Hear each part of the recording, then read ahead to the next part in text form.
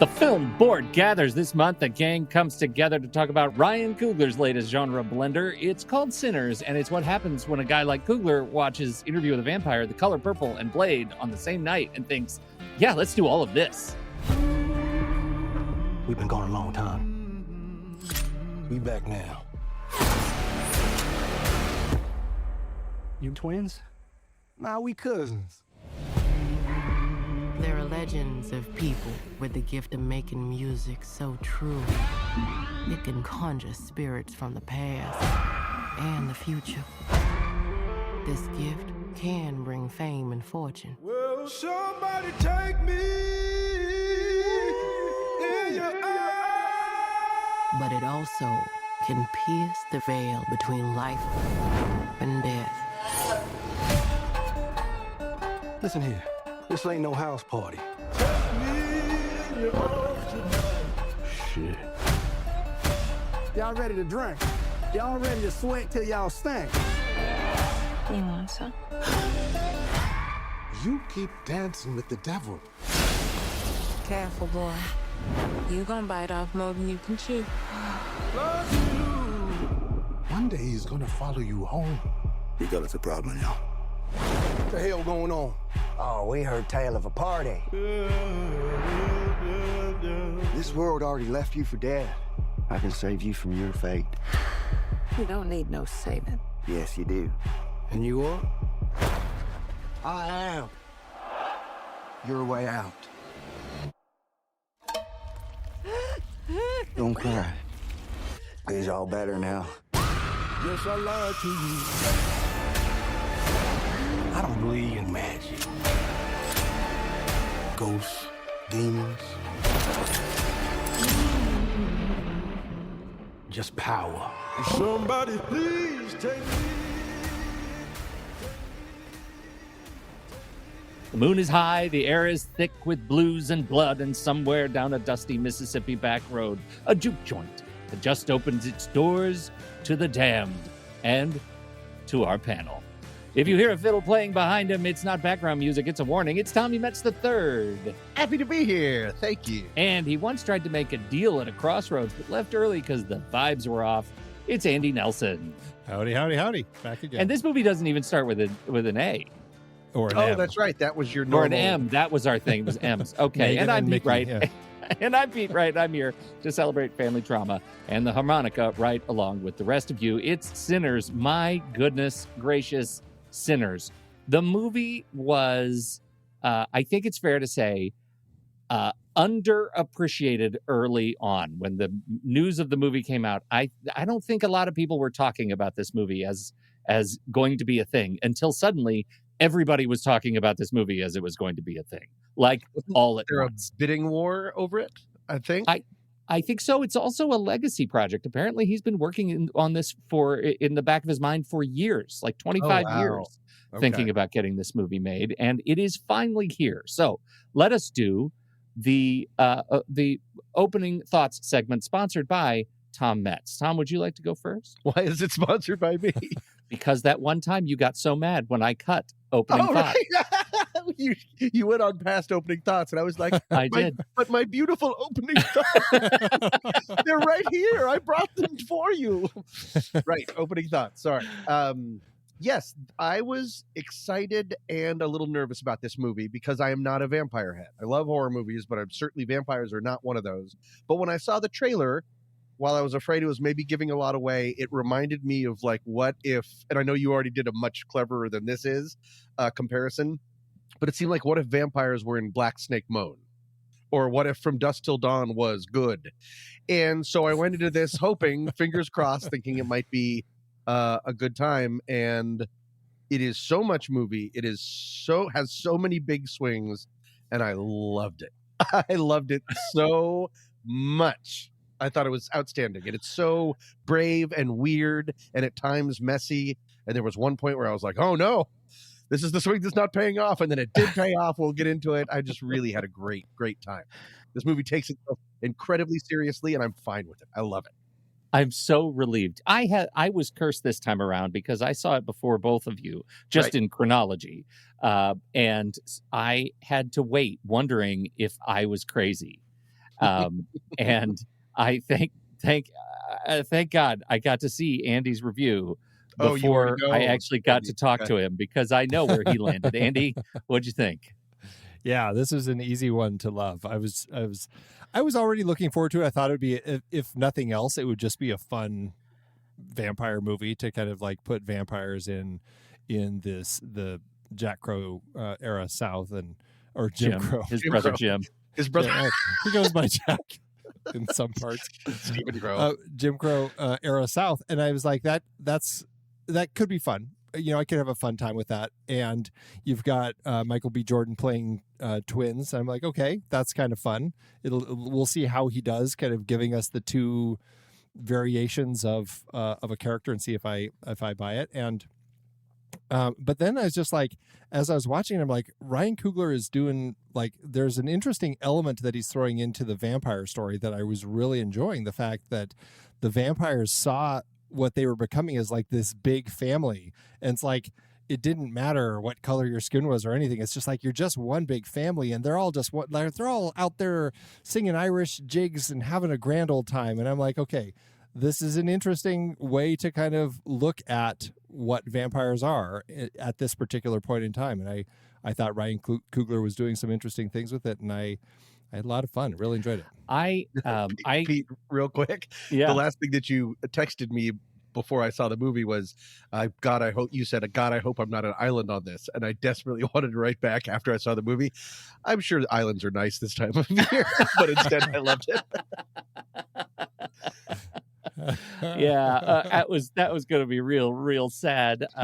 This movie, every once in a while I come across a movie where I really regret having seen the trailer, and I think this movie's marketing, was a bit of a betrayal to some things that I thought were really fun, and I wish I could have felt the more original excitement in those moments, even as they were playing by, because I'd seen them. And yet this is still, I mean, like Andy said, this is an easy movie to love. This movie is doing so much. The fact that it's an hour before we get into some serious juke joint territory, before we start seeing smoking guy running across the prairie, like this movie takes such time and care and patience to deliver these characters in such a robust way. Like, I really feel like we can know them. And I guess, as I say, I regret I saw the trailer. I apparently didn't watch the trailer closely enough,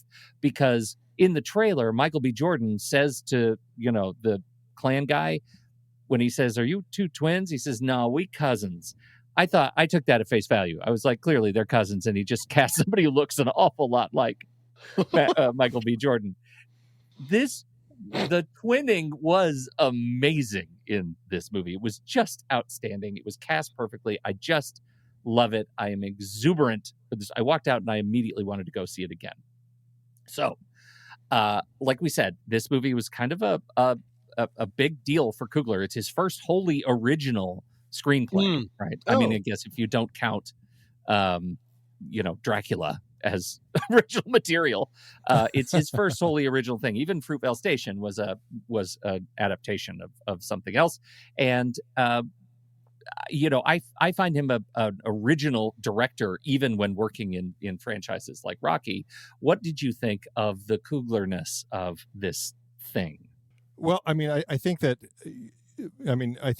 is doing a lot to give us a sense of this world, and he's shaping it fully by, as you guys have pointed out, we're really not even getting into the vampire part of the story until a full hour in. That's a lot of time to spend with us getting to know who these characters are, getting a sense of the difference between Smoke and Stack as far as like their interests, their love interests, what they're both kind of like, the attitude and everything. And also you're meeting all these different people in town, in and around town, who are part of their lives, who might be helping them getting the juke joint set up, or former relationships, whatever. You're really kind of getting this sense of them, and you're getting a sense of the presence that these two carry just by name. Like, everybody knows the Smokestack Twins, and I think that's it. It creates such an interesting way to set our story up, and I think that's what Coogler did exceptionally, is just take the time to build this world and really give us a sense of these characters. The importance of music, I think, was such a key thing, and obviously it has been for him in so many of his films, because obviously his working relationship with Ludwig Göransson, who has been composing his music, now also executive producing the movie. I mean, clearly he sees music as like a critical element of the story, and to bring it into this one in such a key way, I think was a part that probably was very important to Coogler to bring into the story, but also ended up becoming such a kind of an amazing way to kind of tie this world together, I think. So, I mean, those are elements that I definitely see that Coogler's bringing, and just his passion for capturing fantastic images. I mean, I saw this in the 70 millimeter IMAX. I was lucky enough to have it in town here, and I mean, a lot of the film is, I mean, maybe, I don't know, 2/3 is in the real widescreen, that 2.85 to 1. But then when it just goes full screen in some of those images, I mean, it's kind of explosive. It's just amazing what he captured and how powerful those images hit. Interesting note: Autumn Durald Arkapaw is the cinematographer behind this one, and she is the first woman to shoot a feature on large format IMAX. Wow, that's great. Why? Just never thought, but awesome. Yeah, absolutely fantastic. So, Tom, what's your sense of this stuff? The look, the feel, the Coogleritis. Sure, I love everything that Andy said. So go ahead and I want to re-record his thoughts, with my voice, and you can lay those on top. I'm just going to have AI do it. In addition, it makes a lot of sense that you say, I didn't realize that this was sort of a legacy, something that he has been wanting to do for a long time. It really feels that way. This film feels incredibly confident in a way that it feels like he takes some, to use my own phrases, he takes some really big swings. I mean, there are musical sequences. There's an entire sequence where the one, I'll go ahead and get it out of the way. The one that I was worried about is when the electric guitar shows up, when the guy is showing, how well he can sing. And I was like, oh no, okay, we're trying something out here. And then it ended up being one of my favorite parts of the entire movie, bringing in all of the cultures, all of those different things into one incredible sequence. Also, the singing the Irish jigs out in the woods, like Andy said, and the really easy sort of choreography, the simplistic kind of stuff of that. There were just incredible sequences after incredible sequences. And then also, this movie really felt incredibly cinematic while never feeling like a movie. It just feels so lived in. And I love the importance of watching the woman go across the street to follow the daughter to relieve the mothers, for the mother to come up, because it just makes that whole world seem completely 360, that you can turn everywhere and it's just perfect and so lived in and so much fun. And my biggest compliment I can give it is, before the vampires showed up, I was fine with the movie we were in.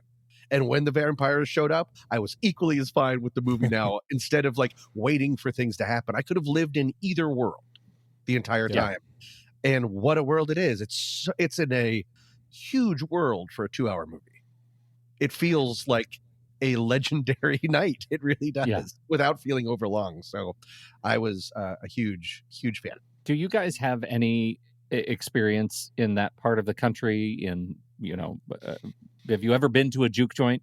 Oh, yes to the first. I don't know for the second one, but yes to the first. I mean, I have family members that live in towns that have been restructured and have different names because they were trying to keep certain races out. There are certain, some of them still live in towns where there are black establishments and white establishments, and they just don't really cross. It's an amazing part of the country.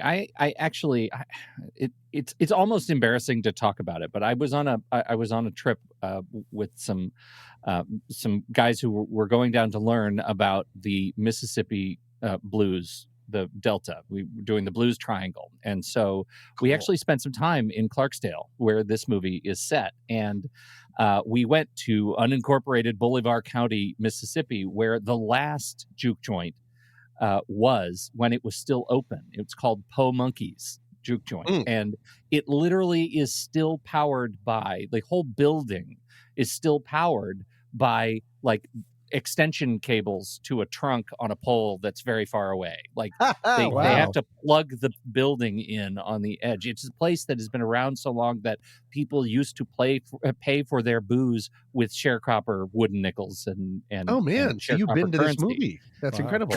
Yeah, I mean this was filmed in Louisiana. The whole thing was filmed in Louisiana, but I'll show you maybe after some of the pictures of Clarksdale so you can see what it looks like. Like it felt so familiar, and so the movie, like when I saw it, it was not in great straits, right? It's not looking great, but the movie made this whole era feel so optimistic and hopeful and good, right? Like even when they were, when he was out there and he shot the guy in the butt and the other guy in the knee for stealing, there was such an air of like weird kindness around. Like, I regret doing that, but I had to shoot you in the butt and you in the knee because, I have a reputation. But and they were all, I'm going to give you money to get patched up. Just exactly. I could be the one to do it. Yeah, exactly. So I found I'm that was what I was going to say too, Tom. That the movie that they gave me to start with was fantastic already. Like I wanted to see how that played out. I could have sat in that for, another hour and 20 minutes. And then it turns around and gives us this incredible cultural exploration of music. Do you listen to blues? Do you have the blues in your bones, you guys? I had a friend growing up. A very, very good friend of mine, Jason Small, and he used to listen to blues when everyone else was listening to Nirvana. So he got me into like Muddy Waters. I never really got into it, but I was aware of it, and now I love that music very much. Yeah. As I said, the aforementioned Black Snake Moan, like I love that kind of slide guitar. Any of that stuff feels so. That's the other thing. This felt like I was watching a live performance.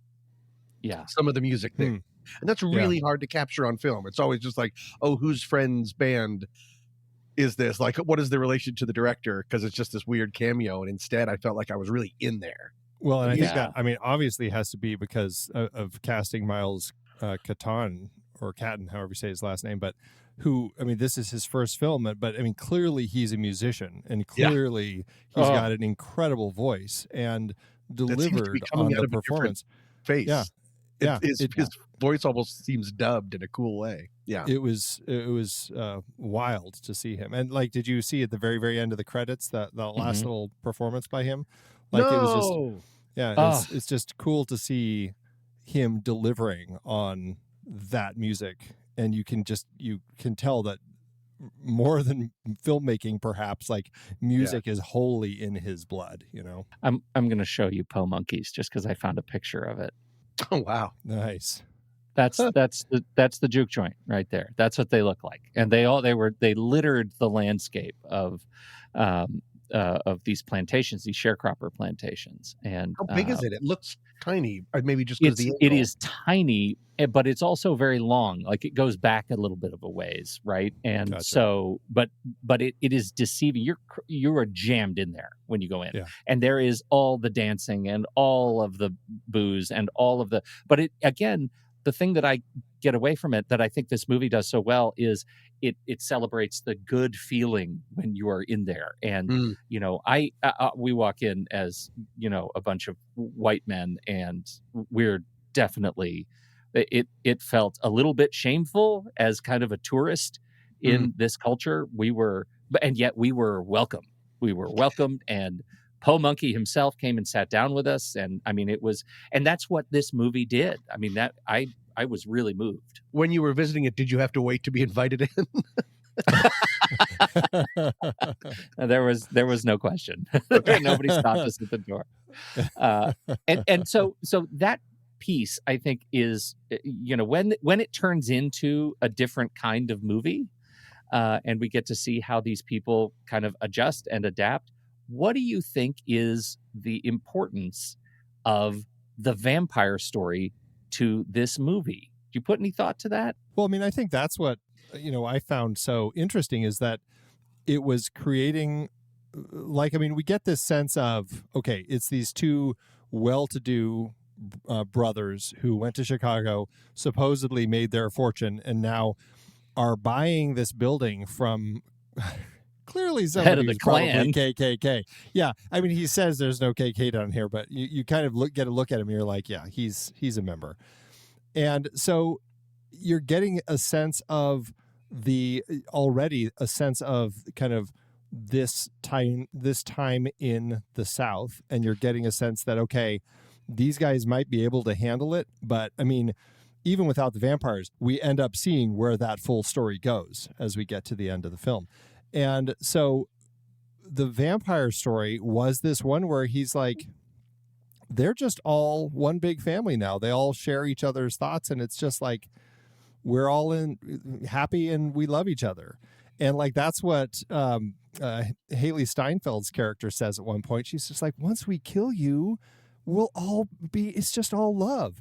Like, it's just like such an interesting way to take that vampire story and thematically put it into the deep redneck South. And I just thought that was an interesting way to kind of use the vampire mythos to kind of craft this story. And then we have all of the people singing this, the fantastic Irish jig that they do.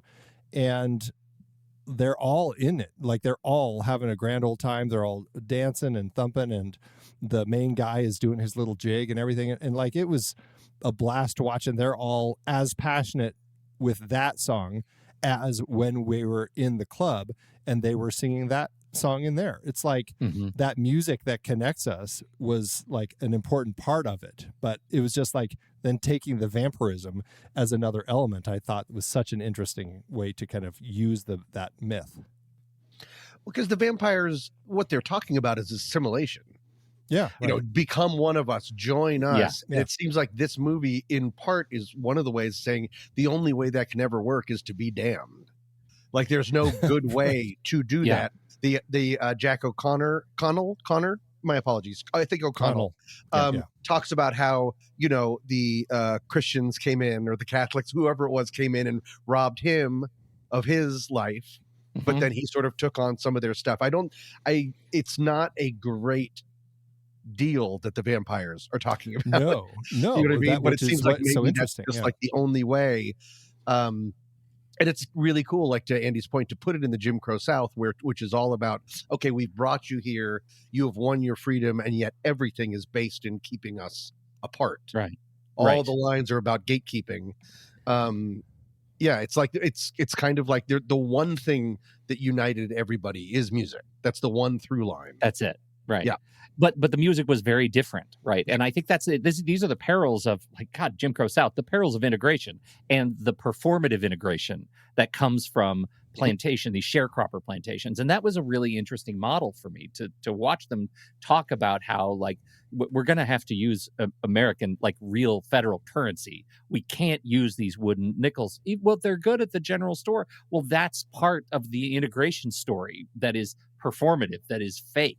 That, this is a way we're going to keep you separate from us. So yeah, to your point, it's not a good deal. It's giving up who you are, your own identity, in exchange for, being damned. I think that's in exchange for nothing. And I think that makes it such a much more interesting story than just another vampire story. It's a story about systemic oppression and what an entire culture had to leave behind in order to find some way forward by way of integration, and the loss that comes from this is like a movie that is as much about mourning the loss of all that identity as it is about fighting the bloodsuckers and tribalism across the board. Yeah, we have white versus black. We are hinted later at that they set off a war between the Italians and the Irish.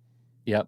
In order to steal all their stuff and like this. I mean, it's just it's the needing to take over instead of all being able to live separately equally is also touched on.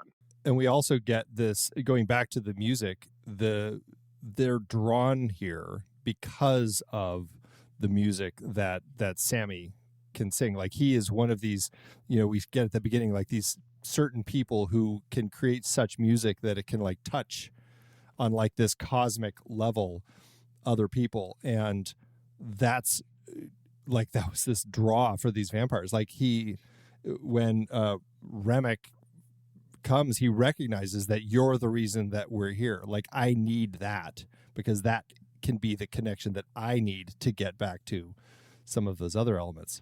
Like fascinating. What talk more about that, because that was the piece that it's not like I didn't find it sort of beautiful in its own right, but the head vampire was going to use Sammy to unlock his connection to his own ancestry, vampiric people that have ancestry. passed, that the music can transcend life and death. Okay. And can so the people that he's lost after being alive for 9 zillion vampire years, I think he would be able to bridge that connection. Okay. Like what we see during that performance. Like you're seeing music from the past, from the future, from all these different cultures like coming together. Like that would be his way to kind of like reach out to those voices from his own past. Okay. It's almost like how Michael B. Jordan is able to see his wife and his child, but he had to die to do it. I think the idea is you would be able to have that connection without having to leave I was going to say mortal coil, but that's not exactly the vampire, whatever coil they're on. Those creatures. Immortal. It's the immortal coil. The immortal coil. Oh, that's great. It's a real sort of Jacob's Ladder journey, right? Like the sort of transcendent piece. I find really interesting. And you guys appreciated that piece of it, right? The musical transcendence. 1,000%. Loved it. Okay. As did I. I'm just making sure. Okay, I was going to say, did you not? No, I did. Very, very much. Are you kidding? I'm in the bag for this movie. That's really the lifeblood of the movie. And it's almost like it's the way I'm sort of chasing this thought like a hound, but it's almost like the way that skin color or race connects people or tribalism connects people, that they're saying that music is something that can cross all boundaries, can cross everything, really brings us together no matter what. And what was so interesting about that is when we have that performance at the heart of the film, when the narrator comes in and is talking about how music can transcend space and time, essentially, we're getting a lot of other African Americans performing those songs. But once we move into Grace and follow her as she goes into the back room to follow, to find her husband where he's gambling. This is our Chinese couple. Suddenly we're seeing Chinese performers and everything. Right. And so it's like, it doesn't matter. It's just like, once you hear it and once it touches your soul, it kind of transcends whatever it is. And you're in a place where it's connecting to you. Right. Yeah. Just beautiful. Absolutely beautiful. Okay. Let's talk about Michael B. Jordan playing the twins. Technically, I did not see anything that took me out of the movie, and they were doing some amazing things with the twinning. They were handing the cigarettes back and forth. They were. That's the way that they start. What I was talking about, the confidence of this movie. That's such in a cool way, show-offy way. Yeah, to show how perfect it is. What I was laughing about was I wonder if Barry Alto Knights Levinson has seen this movie and been like, oh, that's how you do it. Right. It's not just two people on opposite sides of the screen staring at each other with a clear line in the wall in between. No, it's done so well and it knows it. And so right off the bat, it's breaking rules. Like I just don't understand how they did it other than with body doubling. Or masking or something like that, but it's incredible. And they both feel so cool and lived in. They're both, I want to hang out with those guys, and they would not like me. No, not at all. My guess, and I can't remember if I actually heard this or not, but that it was like a Social Network type of like body doubling with somebody, and then they just did facial replacement as needed in order to make it work. And that's the only way that really makes sense, the way that they were filming it. Sure. My God, it worked. And he played it really, really well. I mean, the fact that they were twins and already like felt, you could obviously see their similarities, but where you see their differences in their behavior and their the way they move and the way they speak, I thought was just really special. Really, really special. And especially subtle. It wasn't over the top of like one of them's like, hey, get a load of me. Like it was they were both right. themed like the Bowfinger twins. Right. They both extremely strong. You understand why they're both revered and feared, but they're just different ways. I was personally thankful for the red hat, blue hat at times. Oh, yeah. Just when they weren't speaking it, that helped me remember who exactly are we dealing with. But yeah. Well, and also the teeth, right? The gold teeth. Right, I thought right. that was a nice touch. That was a really nice touch. It also worked just with like the relationships that they had. Like, and I really liked that we had fleshed out relationships between each of them that I really enjoyed kind of seeing how they were going to unfold. And I think playing off of the, both Haley Steinfeld and Wunmi Masaku, like Coogler does a great job of fully building relationships, like a history with each of them in ways that made me really buy into the fact that these are two people who have created two separate lives with different people. That's a great point. The Chinese couple, the Chows, I think, obviously I was in the bag for this movie, but I think the moment they opened their mouths and had Southern accents, I thought he's done something really, really special. He's done something right. Like they felt as lived in as any other characters. And again, as part of that community in downtown Clarksdale, speaking the lingo, speaking the sort of negotiative lingo that they're, of being store owners, I thought was just really, really perfect. The fact that she's the one to break down in the end at seeing her husband.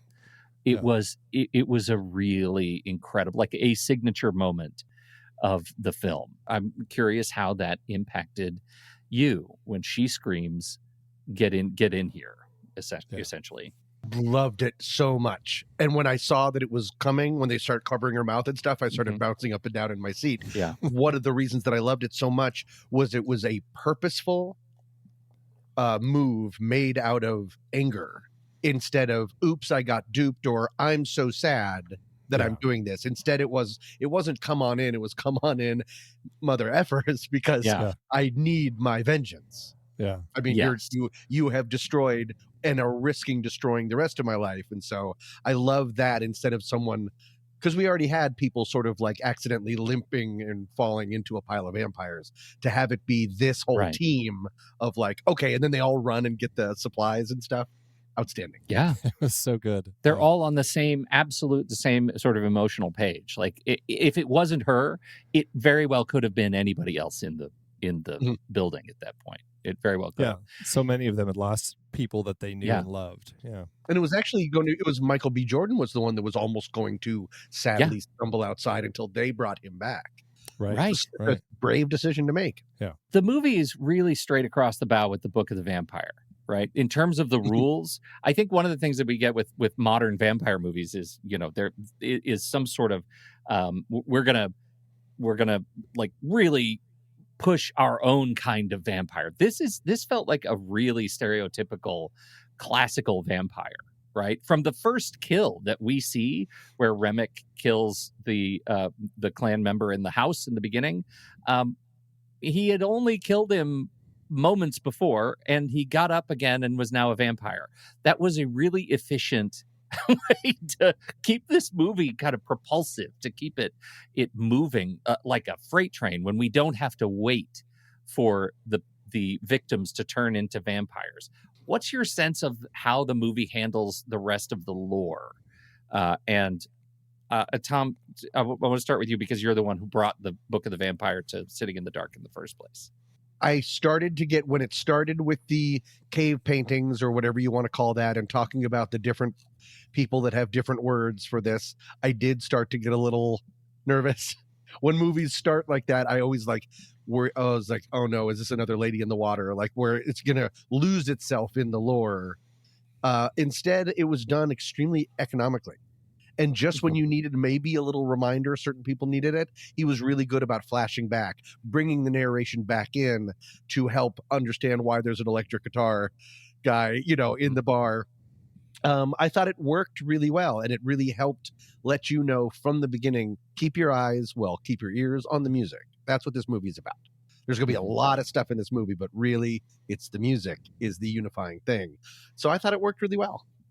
Well, and they give us a sense of, especially through Annie's character, a sense already of a character who is kind of connected to some sort of spiritual, mythological sort of whatever it is she's doing, the voodoo. I don't know what she is. She's got all of her little things that she's doing. So she already has that sort of thing. And she actually calls it out at one point of like their hates, whatever. Yeah. So she's got this sense of something until she realizes that they're vampires. And so they are already setting up a story about people who have a sense of like, there could be things like this out there, and just most people don't actually see them. And then when it turns into the vampires, I liked that they kept it kind of also along the kind of mythological lines. Like it's just kind of this, like, yeah, they bite someone and within a couple minutes they're standing back up ready to fight. They don't heal like the one guy who gets shot in the face, like his jaw's like hanging off the rest of the movie. Rest of the movie. It's not like self-heal like you see in some of them or anything like that. It's just they are kind of vampiric. You've got the garlic, you've got the sunlight, you've got all of those different things that they just kind of keep in there, but it all kind of, because we had that kind of sense to something else already, it just kind of added to that spiritual flavor. I liked the way that they developed it. I found it really refreshing to go back to just some basics. I don't have to learn about people they have shiny skin. They sparkle when they go outside. I don't have to learn new rules. Like I felt like this movie, it was shorthand for my introduction to this universe. I was being introduced to a lot of new cultural concepts, but you didn't have to teach me about vampires. Because I understood the rule set going in, and I thought that was great. The one thing that did confuse me, if I'm going to, push my glasses up on my nose, the people who became vampires in the juke joint, why did they have to be asked in again? Because they were outside when it's not like they were inside as humans. They got attacked outside of the juke joint. So they didn't get it. So they're outside now. They have to get asked back in again. But let's say with the twins, Smoke or Stack, one of them was turned into a vampire in the building, but then he couldn't come back in once he left until they were invited. Yeah, I have a flag on the field. Am I right? This is so dumb. I don't know. I thought about that maybe way too long during the movie. I was like, come on, somebody explain why they have to go. I mean, we're really so. Yeah, that was. But he's the only one that we have that issue with. Everyone else was turned to vampire outside. You're right. I was thinking Haley Steinfeld was, but she was invited back in. Cornbread let her in. Yeah, right. Right. I liked the thing / the faculty pass around the thing to see who is the hidden vampire within us, and this time it's garlic. I was wondering. I love the idea of. I was like, why would they have garlic? And then the idea that it's pickled garlic was something that you would eat. That just seems like the kind of thing that Ryan Coogler, when he's writing, is like, nice. Yeah. No kidding. We already had chairs, but how am I going to get garlic in there? Oh, perfect. To your point about the shorthand and how refreshing it was also cool that she just used the word vampires. Yes. Instead of The Walking Dead, Daywalkers, Nightwalkers. It's just like, but I also want to underline Andy's, I didn't think about that, the sheer importance of having the hoodoo that his ex-wife have that in the world really does smooth the gears. That's not a phrase, but you know what I mean? It lets it all sort of seem like the world is lived in instead of just a weird train that comes out of nowhere. Yeah. Which I think like Dusk Till Dawn is. You think Dusk Till Dawn's a weird train? Okay. Well, because it's just because I was enjoying the movie so much, and then the vampires started, and I thought the transition was incredibly inelegant and played for laughs, but also tried to play. It just didn't work. That was just two movies colliding. This felt like one of my favorite things that movies do, and this movie did a great job, is when we're leading towards this big event. He gathered all the troops. Everyone's getting in their cars, and the music is high, really big. It might as well be like drum beats like heading into, they're all going to the place that we're going to be spending the rest of the movie to try to find out how does this link to the cold open. It's just all that big stuff that I love so much. It's really neat to treat it like that. That's why I brought that up is that's a movie that is taking you on the ride. It knows we're going into battle. So let's send the score through the roof. Let's see everybody and where we are versus just, okay, there's the guy from Cheech and Chong screaming at you from the front door. Apparently I've seen From Dusk Till Dawn too many times. Okay, good. I haven't seen it in a long time. I feel like I need to watch it again. But to your point about this movie, that transition, actually, as surprising as it could have been, had I not known it was a vampire movie, it is an elegant transition. Like it does feel like they've been insinuating it the entire time. Yeah, it's very, very powerful. Is Delroy Lindo your favorite character in the band for sure, and why? You're making the decision for us. Yeah, I sometimes have issues with Delroy Lindo. Sometimes, like I'm kind of hot and cold. I am very hot on Delroy Lindo in this movie. I thought he was exemplary. Yep, I completely agree. He's a great addition to it. I don't know when you would have problems with Delroy Lindo. I just always enjoy him, and I think he's just so great here. I had such a great time with him, with this character, as the one who had so much Irish beer that he could barely stomach eating a clove of garlic and almost gets shot for it. Like it played really well, and he is just a lot of fun. He clearly was having a fun time with this one. Well, and he gets the monologue. Right, he gets a wonderful, wonderful car ride monologue about, his experience. I thought he just delivered it perfectly, and they get a lot of, I'll say it out loud, a lot of mileage out of car trips in this movie, and I think they do it really well. I loved when Sammy starts playing the guitar in the car. What a fantastic moment for them to share. Surprising Smoke with his talent and joy for playing the music. I thought it was really, really fantastic. He grows up, Sammy, to be Buddy Guy, of great renown blues musician, Buddy Guy. That was, if you follow the blues, that's stunt casting if I've ever seen it. I didn't realize. Does Buddy Guy have a scar, or they're just putting? Okay, got it. I didn't realize that was. I knew it was a real blues person, but I didn't know who that was. Okay, that's cool. Yeah. Really cool. I thought it was really, really cool to see him, to get him, playing, and to have, there's this moment at the end. This is where, so the way the movie wraps up, if I'm reading people who have their 4.5 star reviews of this movie, it's because of a couple of elements at the end. So let me just back up a little bit.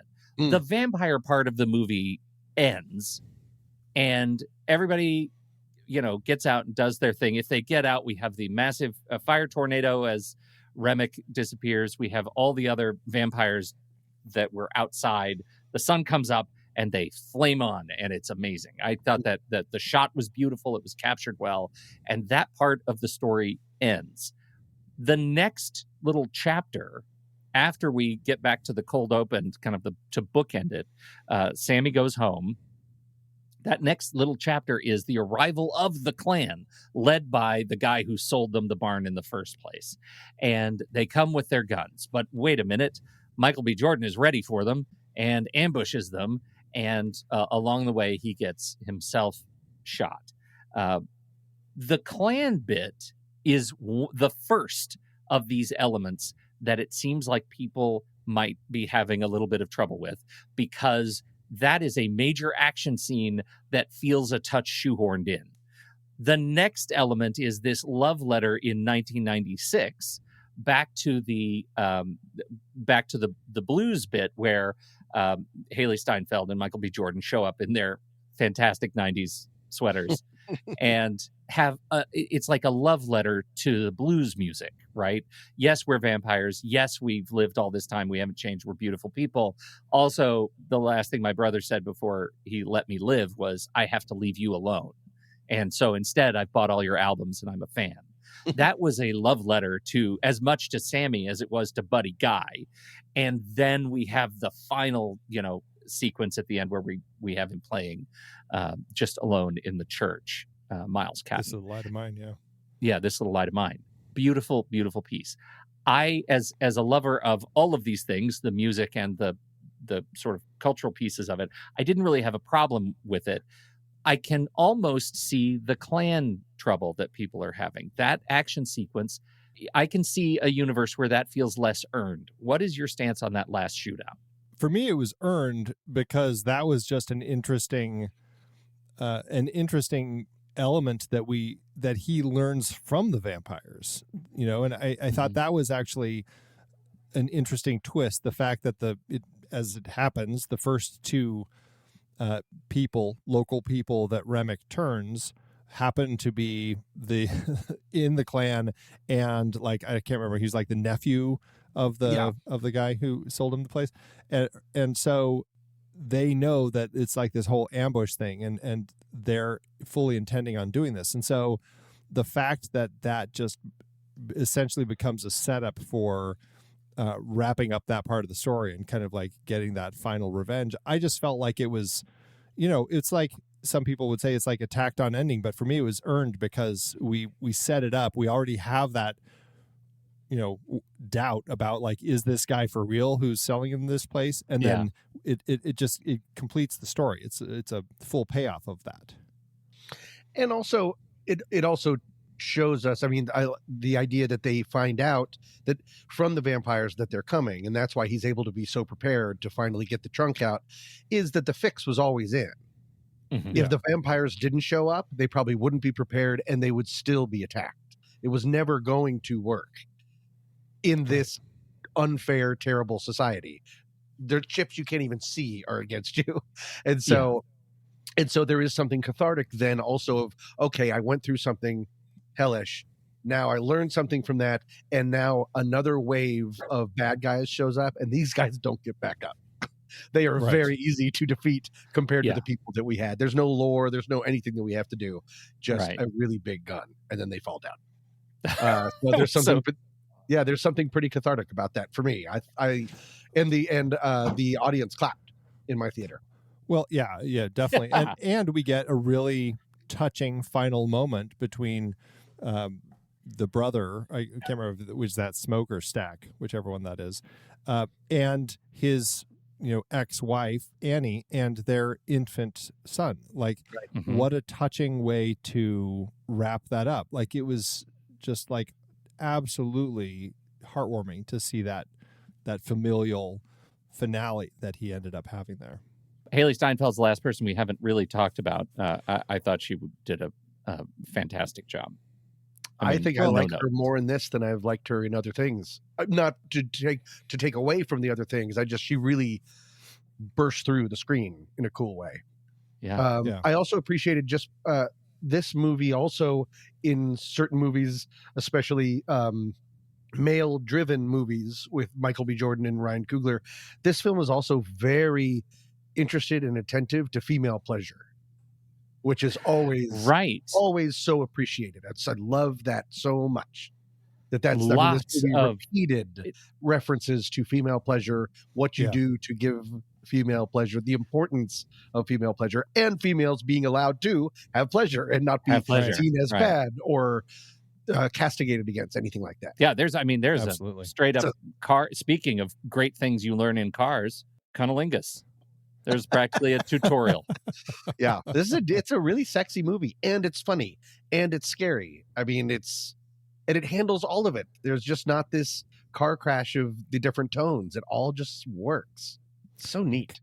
A couple things with Haley Steinfeld, just a couple scenes that stick out, which just because the way that they were done. One, you brought up the ending, Pete. We didn't talk about that other ending, but I thought it was so interesting that they essentially are here to say, we've been around, we love your music. I made a deal with my brother to not do anything to you, but we will. Your time's almost up. If you want us to, we can totally take care of you. And, I was like, that's an interesting way to kind of like have that closure between those characters, like, and him to say, I'm good. I don't know. It was really weirdly touching, to have that between those characters and him. I really enjoyed that. Also, it was such a great and simple and effective way to convey the vampire. You got Mary, who goes outside just to talk to the white people because she's white and she can talk to them and, you know, see if they're being serious about, you know, the money that they have. You've got that interesting little connection between those characters, and she finally leaves, and it's just a simple shot as she's walking back toward camera, and you see Remick, and you just see him like disappear, like he jumps up, and that's kind of the last we see before she comes back in and we know that she's been attacked. Like, just simple ways to kind of convey these things that I think Coogler found that just worked really well. That was another interesting thing, speaking specifically of the effects and the kills. I mean, the effects, I think, looked very good. The makeup effects looked great. Mm-hmm. The fact that the vampire was so judicious when killing her as to do it under her shoulder strap on her back so that she couldn't be seen, when a lot of the kills were quite bloody and quite gruesome. And same with the Asian shopkeeper, the husband. Yes. You can't see that either. Yeah, that's a good point. Right. I didn't think about that they're using to try to get in. Same with Cornbread. Right. Yeah. Everyone that they want to try to use as stooges to get inside, they're really careful about where they're biting them. I'd never thought of that. That's exactly right. Which is so interesting, especially when you look at Haley Steinfeld, who does have, you know, in her family lineage, apparently does have black ancestry, and so in real life, the actress she brings up this whole. Did you guys see the movie Passing? Fantastic movie about these women who were light-skinned black people who were passing as white people, and what is the sort of moral, you know, or cultural justification behind doing that? Are you not proud of your own ancestry? Do you just, you know, are you trying to avoid something, you know, avoid, you know, the overt racism in a dark time? Well, that sort of biting people in a way that it can't be seen is essentially vampires passing, right? They want to pass so that they can get away with in this case get away with some horrible stuff. But I find it I find it really interesting the way they used the tool of the transformation in this movie. It worked a couple of times, right? I mean, I think it worked. Did it work twice? Steinfeld got in. I think she's was that the only one? She might be the only one. Yeah. Because then they start questioning everyone after that. Yeah, you're right. Pretty much, yeah. You're right. I mean, you could say it doesn't necessarily work, but the initial racist couple that Remick brings along. Now, granted, they've all cleaned up. Like, all the blood is off of all of them. Yes. And it doesn't work. But I mean, I think that just goes to your point that Remick was being very careful about how and where he would bite people so that he could use them to his advantage.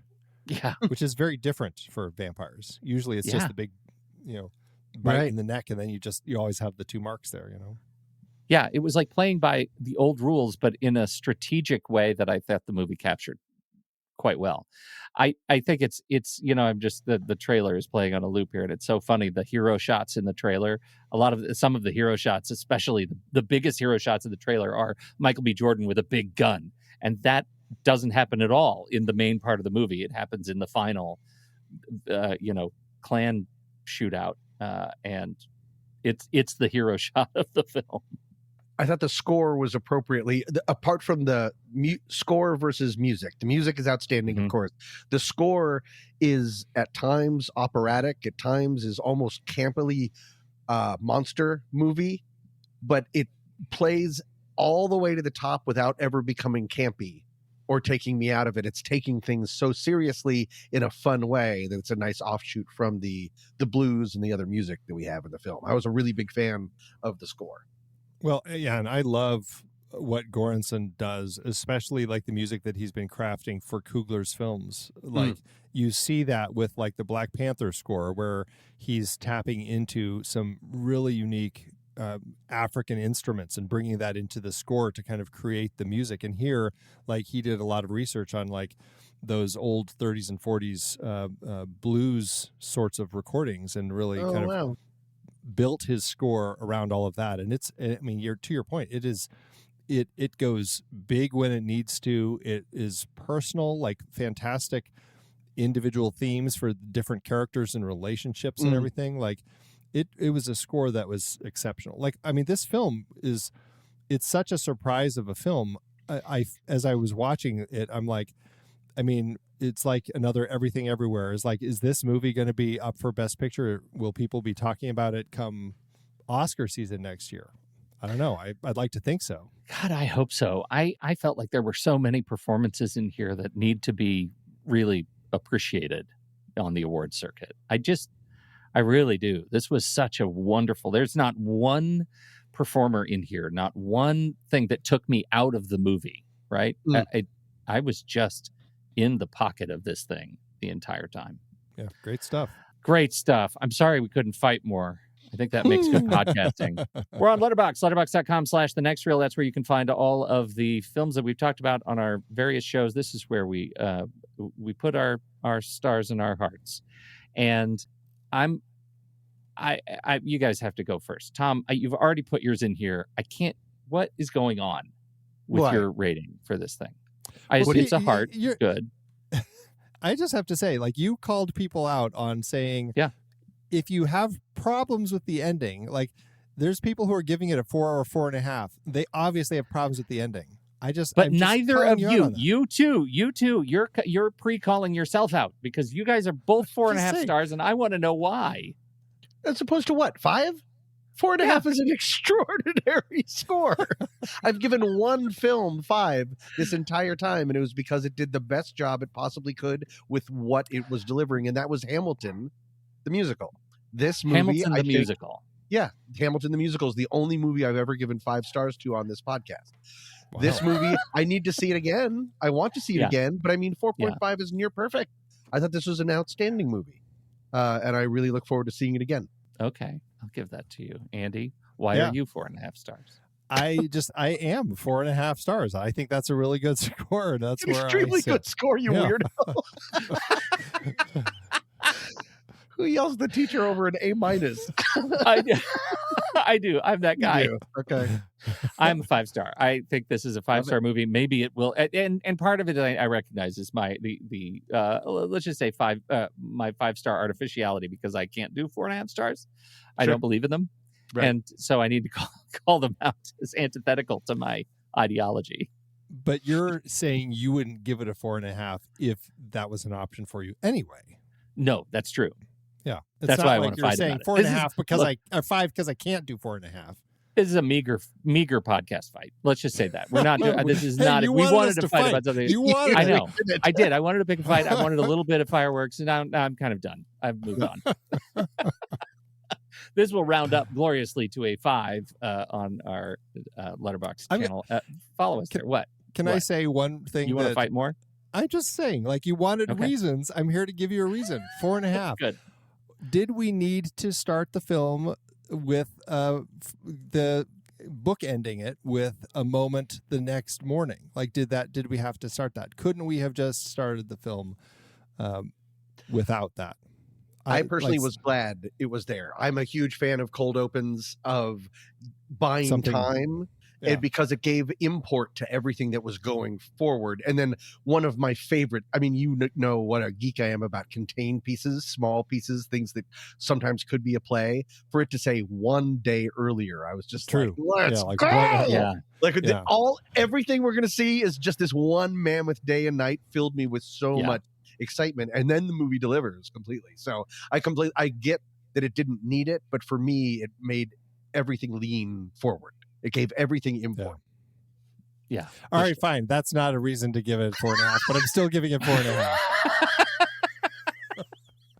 Excellent. I feel like that's fine as long as you're still thinking about it when we're done. And this could easily become a 5-star movie for me when I see it again. Yeah. This is one of those movies where I just to your point about the score, immediately went over to Apple Music and added boboth the score and the soundtrack. Both are available, and they're both so good. They're so good. Right. Yeah. Oh my God. I mean, this. I can't buy it yet, but you bet I will buy this movie. This will be a one for the collection, and I can't wait for whatever the special features are. Good Lord, give me some good special features. I want to be a part of that.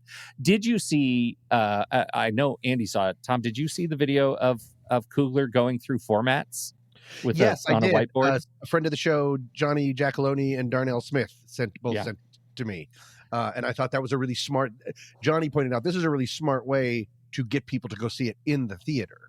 Yeah. Like to get nerdy about it and really break it down. I thought that was really cool. Yeah, for sure. I thought that was great. I'll put the link in the notes because it's worth watching. And he's just really smart. That he's thinking about this stuff, like thinking at this level. I thought it was neat to have him in his perspective with his whiteboard. It was really good. That's great. Really fun. Coming up next month. Tom, would you introduce? Because I know this is your movie. This was your pick. Well, the last time I got to pick, I chose Y2K. And so I'm not allowed to pick movies anymore. So this time we're seeing the hopefully redemptive and good and course setting Thunderbolts asterisk. I don't know why there's an asterisk. I know so little about this movie, but I have seen a trailer. There is one interesting thing I do want to point out. This is one of the only Marvel trailers that I've seen where I don't know who the bad guy is. They show a floating. I think there's a person. new trailer where they introduced him. So I didn't. I saw the floating person, and but it's always the behind the head. The trailer before Sinners, and I saw Sinners this afternoon, right before I came here. It was that same old trailer, and it's just a voice and someone making people into shadows, but I don't know who it is, which makes me a little afraid that it's another like Tim Blake Nelson from Captain America 20 years ago. Like they're hiding the bad guy because he didn't turn out that great. But we'll see. Right. So yeah, we are seeing Thunderbolts asterisks, correct? Yes, we are seeing Thunderbolts asterisk. It comes out the first weekend. It's our scheduling for the summer is going to get a little bit squishy, so we're going to find a time. It probably won't be opening weekend when this episode comes out, but we are going to talk about Thunderbolts for May. Interesting thing about some of the marketing, they're starting to do some Mission Impossible style viral stuff where the one I just watched was what's her name, the new Black Widow, Florence Pugh talking about how much she loves heights. She's so excited about heights, and there's a sequence in the trailer where she takes an elegant step off a very tall building and falls, and they show her doing that stunt, getting rigged up to do that stunt herself and be hung out over this building. And it reminded me very much of the last of the Mission Impossible stuff that's been coming out, and where they actually show you the whole stunt, so you can see what Tom Cruise did, that they put the actor in this place. And I think that's a really interesting bit. I'm excited for it. And so especially now that there's a stunt Oscar being added. Right. Stunt design. So maybe we'll be seeing even more and more of that. For sure. So that's it. That's the big one, because we worship at the altar of clicks. Thank you, everybody, for hanging out with us. We appreciate your time and attention, listening to the show. Go see this movie. It's totally worth seeing. It's not like the other movies we talk about on the film board. This one's really good. And it's not like Y2K. And Andy, thank you for coming back and doing a show that doesn't start with M. You bet. I'm glad to be here. Lots of fun. Always a treat to have you on the show. And Tommy, we did good this time, kid. We did good this time, kid. Shout out to Suzanne Zizzi, who is my film board friend, and she's a listener of the show. So we will see you at Thunderbolts. Meeting adjourned.